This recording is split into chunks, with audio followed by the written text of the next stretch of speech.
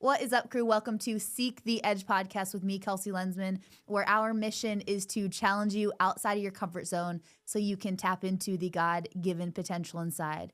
And as we're recording this, it is the beginning of 2026. And as I was thinking about what we wanted to talk about and what we wanted to really lead with going into this year, is my word leading into it is intention, and being intentional with just not the things that we do through XYL and the podcast, but me and my personal life. And so as I was thinking about different guests to bring on, I thought of Annette here. And I'm just so excited for today because she's going to share such great insight into how to be intentional with your life. But then also she has some tools, which I'm all about getting off of my computer and phone, but actually in real life, that can equip you for that. So to give a brief intro, her name is Annette Furio. She's the founder and CEO of Season Journals. Their mission is to help people invest in their well-being, strengthen their relationships, and document their stories through journaling. I love it. It's so good. This includes the Everyday Positive Journal, which she brought, and we'll show you the Engagement Journal, Marriage Journal, Pregnancy Journal, and more. Annette, welcome to the show. Thank you for having me, Kelsey. So happy to be here. Oh, I'm so excited to have you on. And we were talking off camera a little bit about how last year was great, but it was busy for me, very busy. And I think especially the world that we can live in can get into this go, go, go. We're constantly connected, but it makes it more challenging to be intentional with that. So what brought you into start this journal company or just start journaling in general? Was it that or something different? Well, I've always been a lifelong journaler ever since I was little. And it's always taken different formats, like, you know, the diaries when you're little, like crappy spiral notebooks when you're in high school. In college, I started, doing a lot on digital, just like typing out my thoughts, and then just made my way back to the physical, tangible nature of writing in nicer journals. But that was kind of the, my background in journaling, but the actual idea for the company came from my work with couples. So my background is in design, and I had done wedding stationery for a number of years, and I was working with engaged couples. And they were wonderful to work with, but I was almost like a therapist when you're planning a wedding and going through all these stressful moments. And I wanted to create a tool for them that helped them like enjoy that season of life a little bit more and like really be mindful and intentional instead of stressed out and like, this is supposed to be a really happy time in your life. And they were, stressed. Yeah. So all the things. All the things. So I wanted to create a journal, named the company Season, knowing that this is just one very short season in life, and we could create guided journals to help in multiple different seasons. So that was the start, and then since then we've moved more toward health and wellness and journaling for mental well-being.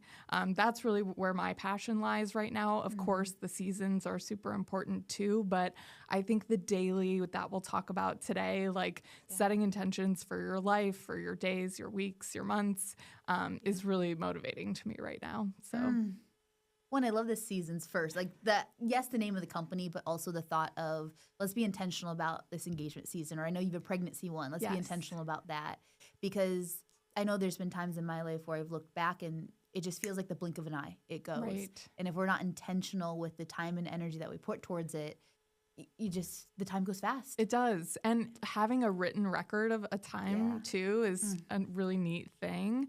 And I think it also, like, time can fly, but then if you write, it actually helps it go a little bit slower. It forces you, like writing with a pen and paper instead of even on an app or a computer, it forces you to slow down and take that moment in the, morning, evening, whenever you have time, really just to reflect. And I think reflection, we'll talk about intentions, but reflection is also a huge component of how you can set the intentions. So it goes hand in hand. Okay, so we're going to put a pin in the intentions and reflections because that's what I want to get to next. Perfect. But I will call myself out a little bit here. And I told you before how this, probably the last couple weeks, is the first time in my life, that I have intentionally journaled. I do have like a little one that I do in the morning. Yeah. And then at the nighttime, I've just been free writing for like 15 minutes. Great. And I will tell you, Annette, I have tried to start this habit. probably 100 times. And it just was not something that has really stuck until recently. Sure. So I want to hear for my people out there that might be like me, that really want this habit in their life, but don't really know how to input it in, or maybe they start and they stop. First, why is journaling so important? And then secondly, what tips do you have in making it an active practice for people? Sure. First question, why is it so important? It does a few things. It helps us process our thoughts at its most simple level. And then it gives us space to then go back, if we choose, and reread and reflect and start to see patterns. Maybe you're writing the same things over and over. Maybe you are dealing with a certain problem, and it gives us perspective, because as humans, we actually don't have a great memory. Sometimes I've journaled things and I come back a year later and I'm like, oh man, I'm really still working on that. Like that felt like a blink of an eye, right? Yeah. But it's actually been years. So it gives us perspective, right? So perspective, and it also has been shown to, if we start to write about specifically gratitude, that it really gives us a mood boost. So specifically, if you're doing a gratitude journal or a guided journal that focuses more on the positive, then it will kind of train our brain to have like feelings of hope and joy and seeing that through. So those are just a few tips, and that will also tips to get started and keep going is to definitely give yourself a little grace and self-compassion. It's just like any other habit that you're trying to build, whether it's fitness or faith. It takes time and it's not going to be perfect. I think people think that journaling, I have to do it every day. I have to do it for a certain amount of time. It has to be beautiful. I don't want to start the first blank page. But I think giving yourself a little self-compassion and kindness, and knowing that it's not something that you really do need to do every single day. That gratitude journal study that I was talking about, it said that you get the benefits even if you do it once a week. So good. So it doesn't have to be every day. And then also with habits that we're starting and stopping at this time of year, you can pick it up. I tell people, just pick it up whenever you want. Like, make it work for you. Yeah. I'm not trying to make it another thing that you have to do. Like you said, you've been trying for years and maybe it just wasn't the right time. So the season you're in, right? Yeah, and then understanding maybe a reason why you're doing it. So I want to do it to feel happier, healthier. I want to do it to have a record of my life. I want to do it, talking about the pregnancy journal to maybe show my kid one day. Like thinking about the why behind what you're doing, and that works for any different habit, right? Yeah. Oh, that's so good, because I think the why for me now, because over the past couple of years, like I said, I would do it for a couple of days and fall off. And I think before it was very much another thing on my to-do list versus my mindset has shifted over the last year of slowing down and really pouring back into myself and being intentional with what I'm doing for me, yes, but then also how I'm showing up. And I've noticed when I've made that mindset shift of something else that I have to do versus it be a tool for me to use to be able to show up more intentionally in my day, I look forward to it now. And now it's just a part of my habit routine. I wake up, I go do that book, we do our little study in the morning, and now it's just a rhythm for it. So I would say also those people out there that are the previous Kelseys where, like you said, it might be a season where it's just not your thing, and don't be frustrated about it. Exactly. But also the mindset shift of how does this tool help cultivate my day versus just being another thing on my to-do list. Game changer for it. And real quick, you reminded me, have you ever played the game? I was in I think a seminar where they did this, where they had you look around the room. They said, look for everything blue. And then they had you close your eyes. And then they said, okay, now name all the things red.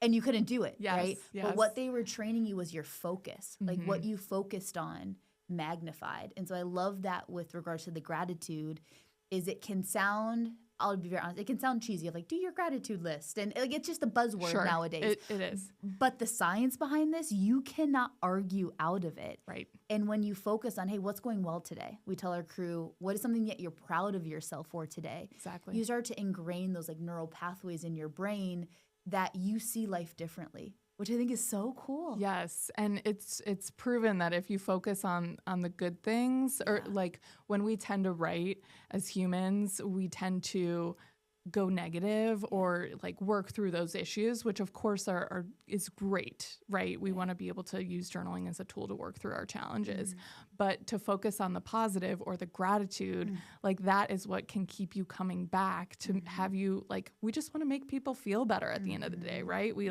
we move our bodies to feel better. We journal to feel better. Yeah. Like so much of this is just to increase our health and well-being. Yeah. Yeah. Okay, so let's double down into the intentional piece. Sure. Intentional and then reflection. So talk to me, when you say intentional, what does that mean to you? And then how do you combine that with the reflection part of it? Sure. Intentions to me is just setting a direction. What are you moving toward? And then maybe what are you moving away from? And all the different choices that go into that. So I think of it more directionally instead of maybe tasks or very specific goals, which can all be part of it, but it's just making choices that are aligned with where the big picture direction is. And then reflection helps in that picture because, like you mentioned, so much of our day is just like, wow, where'd the day go? Where'd the week go? Where'd the month go? It's taking that pause to say, okay, what did go well today? What went well?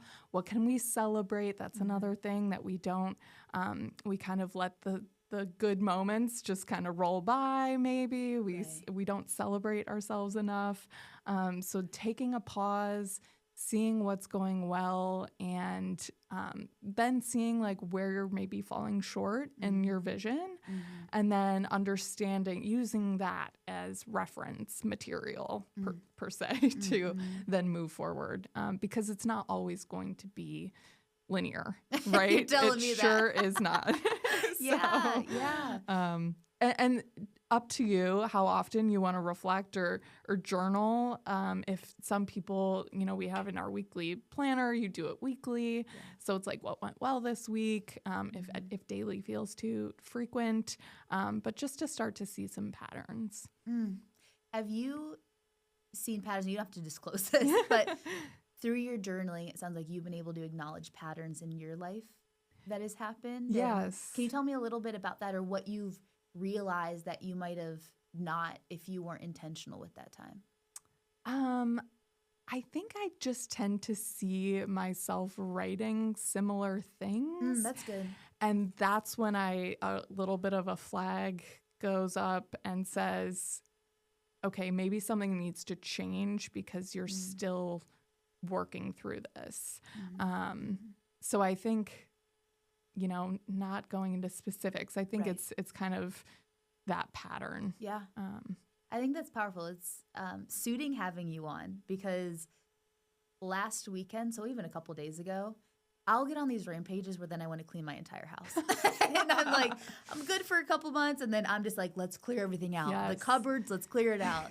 And I was going through one of my bookshelves that I have that it just had accumulated stuff over it over a couple of years. And I pulled out some random journals. And like I said, I was not much of a consistent journaler, but every now and again I would get into it. And as I was scrolling back, it was from year 2023. And as I was scrolling back and reading what I wrote, it was so cool to see what I was struggling with then and now the lessons that I have now. And for me, it was more in my personal life and something that I was wrestling with. And at the time, it felt like the end of the world. At the time, it felt like I didn't know, do I make this decision or that decision? Right. And it weighed really heavy on me. And I remember the thoughts that I was thinking. I remember the emotions that I was feeling. And for me now, being 2 years removed from that situation and reflecting back on that time, it gave me such a sense of gratitude, of like I could see how everything was being worked out. But I couldn't understand it at that moment in my life. Right. So I don't know, it made me think of it when you said patterns of, yes, I've identified patterns, but it was also, wow, you've come so far. Perspective. Yes, which is so beautiful because I think in today's day and age, it's so busy and it's scrolling social media and, well, they're doing this and not do this. And it can be so distracting that you really don't understand the progress that has been made there. And we have like our photos, right, and videos from years past, but we don't necessarily have our thoughts or what we were thinking at the time. That's good. So when you do have it and are able to read and see how far you've come, I found some old paperwork. It wasn't in a journal. It was just like some notes about starting the company. And I was like, oh, wow, that's so cool to see that like we haven't, like our mission hasn't changed that much from my original brainstorming, like scratch paper, you know, all those things. So it is cool.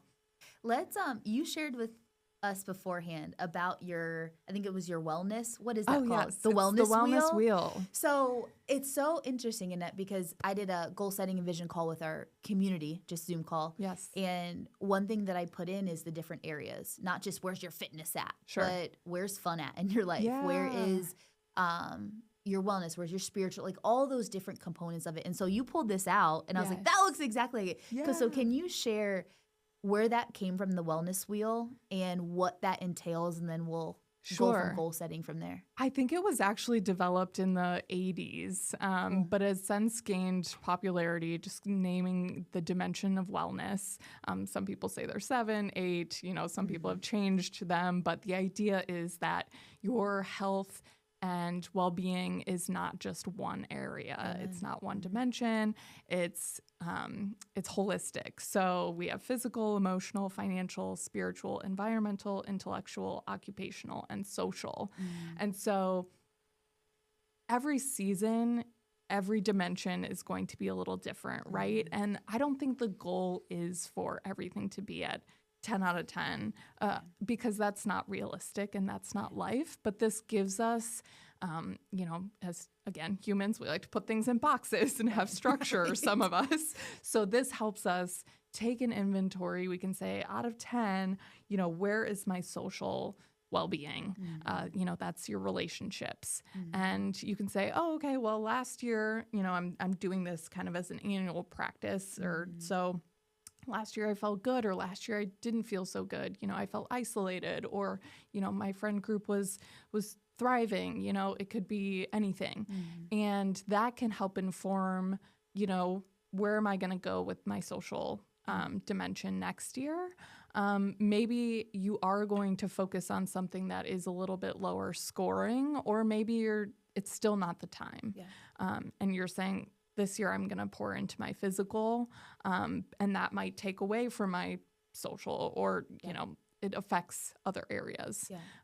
So it's just a picture, and it's kind of a fun way you can fill it in, you know, can you hold that with up different and show colors. It to the camera right there, because we'll put a link to this all in the show notes. But I love it because you had the one that you filled out was like penciled in or colored in the different with areas. Highlighters and markers. That's so good. What's at the bottom of that circle? Oh, it's just those are out just of 10? The text. Yeah, out of 10. So I kind of did that first, and then I colored in after that. That's so good.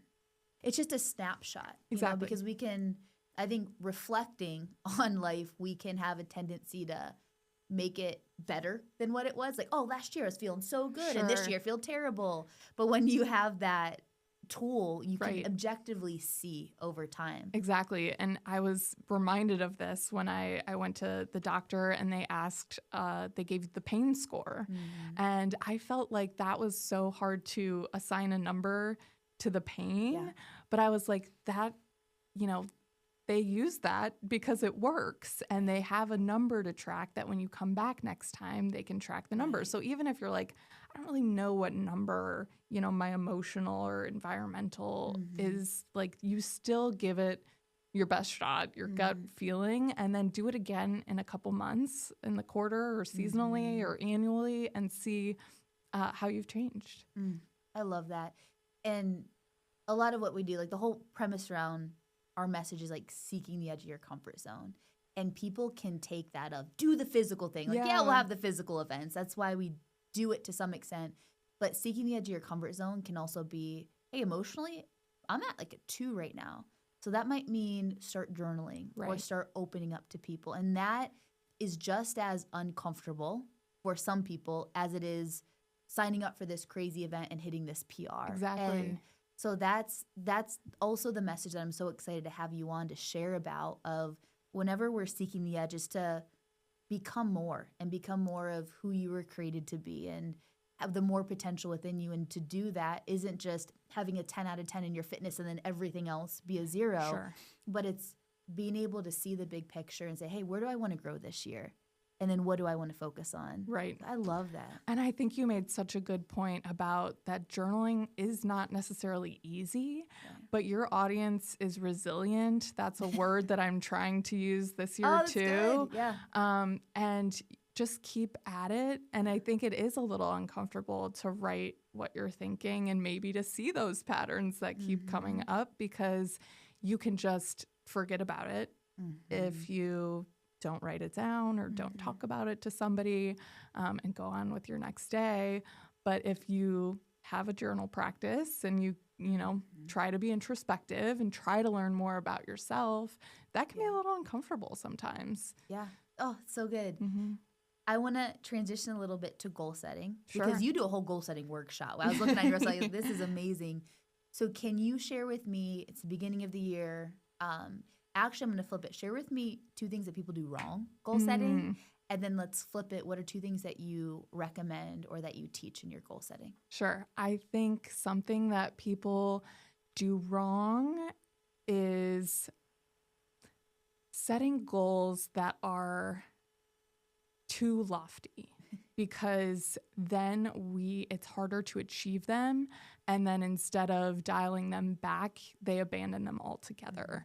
So I think I read this in a book once, and I wish I knew the author to credit them, but it was set like your biggest, loftiest goal and then dial it back 2 clicks. And like, I liked that visual that was just like, okay, make it slightly more, like it still can be a reach goal. But if, like, say you have a financial goal and it's just like so far out there that it's not even like you don't even have the ideas to get there, then you're not going to be able to make that actionable.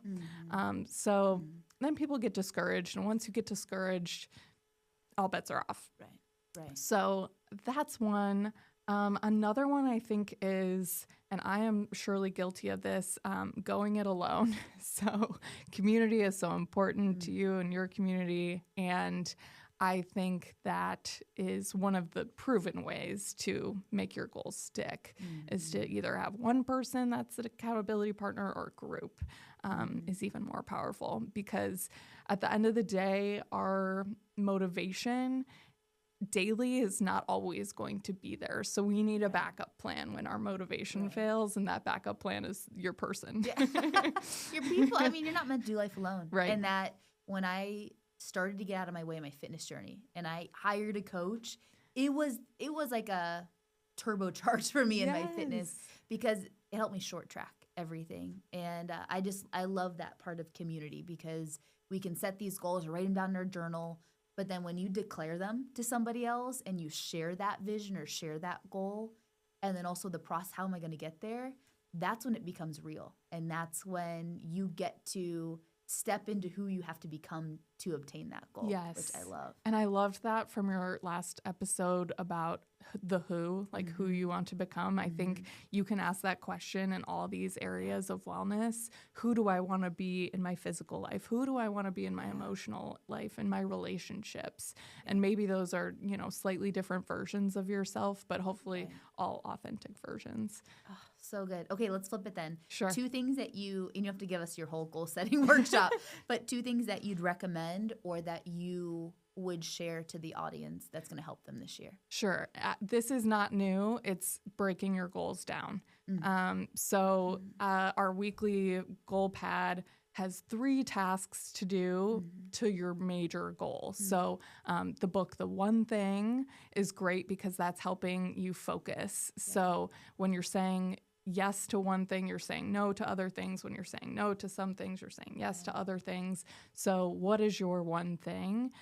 So we create a one thing of the day instead of, we're probably not going to put out a notepad that's just a whole task list because that's also been proven to not be super helpful in achieving your goals. That is for a different purpose, of course. They're still helpful. Right. But in goal setting, it's, hyper-focus, right? Yeah. So what are the actions that are going to get me to that goal? We call them aligned actions. So you have to be able to do something tangible, that you can trackable, tangible, that you could put in your calendar, that's going to get you to that goal. Okay, what's second one? Second one, I think this goes back to kind of the reflection piece is tracking your progress. So we did a limited edition annual planner last year. We didn't put it out again this year, but it had quarterly and monthly reviews. And I loved doing the monthly review because that really put me on track to see what was going well and what was totally off the mark. Yeah. And so that keeps you from getting too far into the year doing the right or wrong thing. Or, we're dialing up what's working or we're pulling back on what's not working. And to be able to have that perspective, I like to do it, every month if I can, because that allows, sometimes the weeks get away from you. You can't do it every week, but at least the end of the month, like January 1st comes around, February 1st comes around, the first of the month, you could say, okay, I'm going to, before I put anything on my to-do list or my goal list, those aligned action items, I'm going to look at what really fell short this month. Because no doubt something did, because that's life. Right. So acknowledging that, and that helps us from continuing, again, habits, good habits, bad habits, from continuing the bad habits. Or like, I'm also not saying that you shouldn't give more time to something, because some things don't click in a month, right? But it's like, this was maybe a challenge and I'm going to keep working at it. But this actually, I tried and I don't think that's going to work. So we're just going to move on from that. So it's always, it's reflecting. You have to. Yeah, that's so good. What word's coming up for me with that is the proactive pause. I love that. I love the way that you put this in, of the pause each month, because I think this is the theme of the episode of life is busy. Sure. But if we're not proactive in pausing to understand, okay, what's my 1 degree shift this month? What's my 1 degree shift the upcoming month? And instead we're reactive to life or reactive to what's happening, you can get swept up real quick into just the flow of life. And it's not slowing down, I'll tell you that much. No. Life is not slowing down. And so this takes a lot of, I'll say, discipline to have that proactive pause, be reflective on the last month, and then be intentional on the upcoming month. Yes. And it's so fitting having you on, because that's a theme for me this year is life, yes, is getting busy. I'm grateful that the business is getting busy, but that doesn't mean that I need to be swept in with that. And a calm leader, a calm, grounded individual is going to be able to handle the curveballs better. So that's something that I'm trying to double down on myself with a lot, and just have the systems, like you said, of the monthly pause or the weekly reflections. It's what system do you have for you that's actually helping you implement what's going to get you to your goals, which is fitting because we're doing the next podcast on that. So that's perfect. Yes, I think anything that you can put in your calendar makes it easy, because when you said, when life gets busy, you want to be able to just have something to look at, to fall back on, and not always have it be your memory, because that's not going to always be the best thing. That's so true. That's so true. Can you show the weekly, what do you call it, the Everyday Growth? Everyday Growth Weekly Planner. Oh, that's so good. And we have this on YouTube if you're obviously listening to it. If not, and you're just on Spotify, we'll put the link to this. but share a little bit about it because I really like the setup for it. So it's a weekly preview and weekly review. So this does encourage the weekly reflection. If not weekly, do it monthly. But the preview is just starting, continuing, completing. So that could really be anything. I wanted to make this so that people could use it either for personal or work.